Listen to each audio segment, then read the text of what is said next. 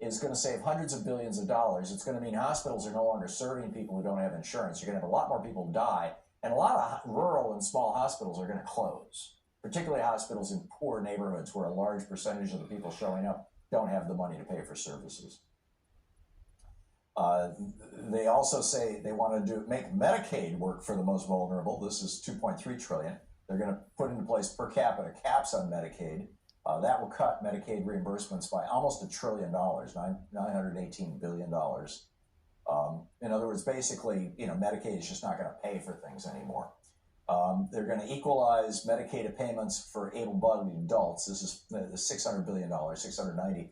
This is fancy language for saying if you can't get a job, you can't get Medicaid. And of course, once you get a job, you're no longer eligible for Medicaid. So it's a real catch-22.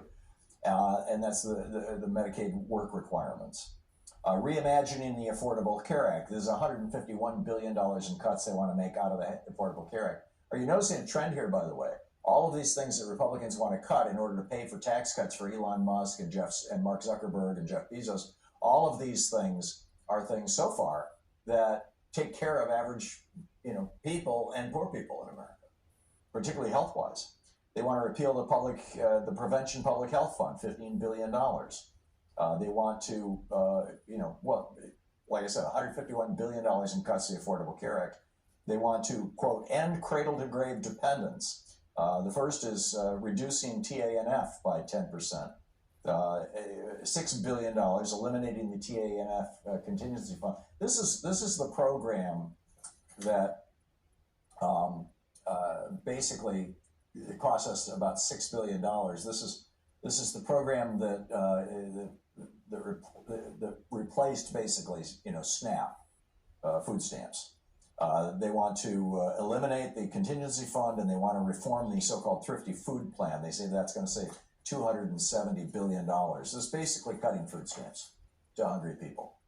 And they want to reverse the Biden climate policies. This is the first thing that they propose that doesn't mean less health care for people. They want to do away with the EV mandate, and they want to repeal the green energy grants. That's going to be $460 billion. And then they want to end the student loan bailout. That's $200 billion.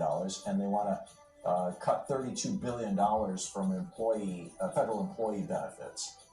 And they want to do away with $200 billion in green energy tax credits and the child tax credit for people on Social Security.